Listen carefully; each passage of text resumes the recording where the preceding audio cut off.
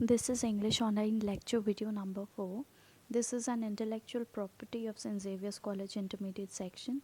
The use and presentation without prior permission of the issuing authority is restricted. The book selected today is Flamingo, and we'll be taking up the poem Keeping Quiet, which is by Pablo Neruda.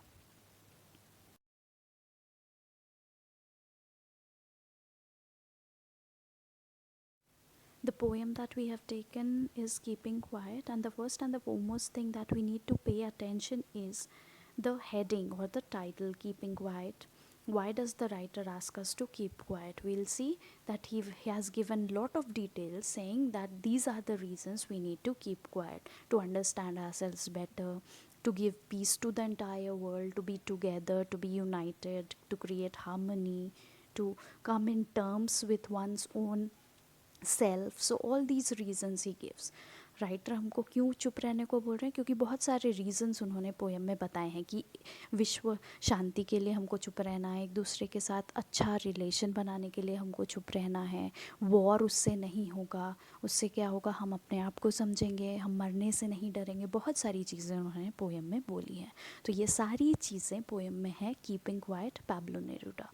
आज के time पे ये poem बहुत relevant है. It is very important when we take into context the contemporary time, because we see that everybody is fighting today, everybody is in clashes, there is a lot of chaos, lot of problems in the world. So this is the poem which talks about what needs to be done today in this modern world. So let us quickly see what the poem is all about. The first two lines of the poem. Now we will count to 12 and we will all keep still.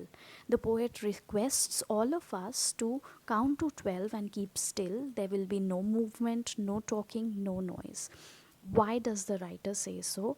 Why does he ask us to stay quiet, and why does he take the counting till 12? Because it symbolizes a clock. 12 hours, very crucial in human life. It suggests about the clock, it announces the daybreak, it talks about a new day. सो ये सारी चीज़ें बताती हैं कि 12 hours हमारे लिए बहुत important है. That is why he evokes it as a symbol. और वो बोल रहे हैं क्या कि keep silent for at least one moment in our life which is of 24 hours in order to introspect. शांत रहना है और इंट्रोस्पेक्ट करना है, सोचना है. इंट्रोस्पेक्शन का मतलब क्या होता है? जब हम अपने सोल में झांक के देखते हैं, the inner soul, we take that into account and we understand ourselves. He wants us to retrospect, think deeply, all alone about our life.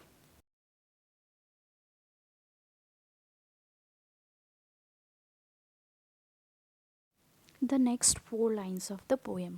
For once on the face of the earth, let us not speak in any language. Let us stop for 1 second and not move our arms so much.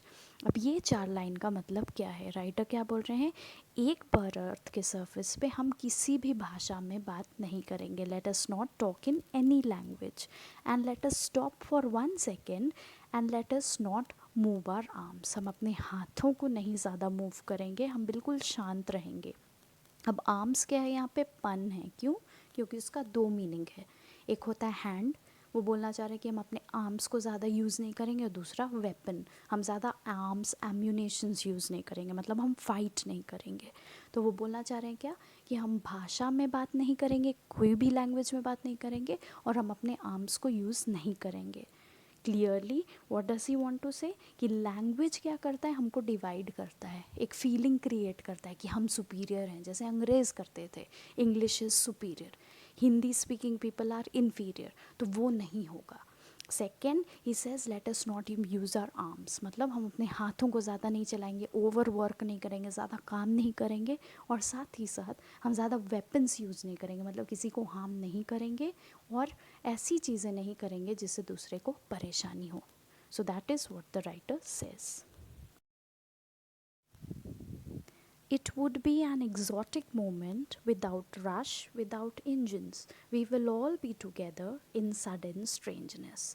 Writer, what does the writer say? He says, if we observe silence, that moment will be a very interesting moment. Exotic का मतलब क्या होता है? Unusually exciting या interesting moment. क्यों? क्योंकि वो moment without rush होगा, विदाउट इंजन्स होगा। वो मोमेंट में हम सारे एक साथ शांत रहेंगे, तो वो बड़ा अजीब सा एक मोमेंट होगा। बहुत अजीब सा सन्नाटा होगा चारों तरफ, कोई भी साउंड नहीं होगा, इंजन्स का आवाज़ सुनाई नहीं देगा, और लोग हड़बड़ाएंगे नहीं। तो इनडायरेक्टली राइटर का मतलब क्या है? That moment of silence will be very interesting, it will be without hurry और sound of engines. Sound of engines का मतलब यहाँ पे क्या है? इंडस्ट्रियलाइजेशन। कि जब हम इंडस्ट्रीज़ बनाते हैं तो बहुत सारी चीज़ें उससे ख़राब होती हैं, साउंड नहीं होगा, नॉइज़ नहीं होगा, पोल्यूशन नहीं होगा। तो उस मोमेंट में हम रियलाइज़ करेंगे कि हमने कितना हार्म किया है अर्थ को, and we will be united in brotherhood. So that moment will definitely be very strangely beautiful.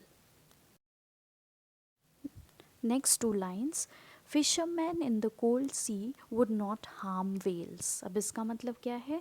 उस मोमेंट में, उस साइलेंस के मोमेंट में जो फिशरमैन होंगे वो हंट नहीं करेंगे वेल्स को, वो मछली नहीं पकड़ेंगे। That means that people in general would not harm any other living being. मतलब इसका मतलब ये नहीं है कि सिर्फ फिशरमैन के बारे में बात किया जा रहा है। बात किसके बारे में किया जा रहा है? वो सारे लोग जो दूसरे को हार्म पहुंचाते हैं वो वैसा नहीं करेंगे। कब नहीं करेंगे? जब वो शांत रहेंगे। शांत रह के क्या करेंगे? अपने मन के अंदर झांकेंगे और ये देखेंगे कि उन्होंने क्या गलती की है। Activities like hunting and poaching will be stopped in that moment of silence. The fisherman और general people would not harm anybody, any other living beings, because that creates a lot of pain to others. तो ये बोल रहे हैं writer कि उस moment में हम रियलाइज करेंगे।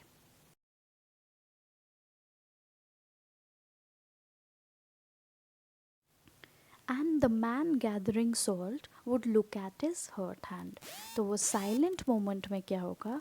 जो मैन गैदर कर रहा है सॉल्ट, जो लेबरर है जो नमक इकट्ठा करता है, वो क्या करेगा? अपने हर्ट हाथों को देखेगा।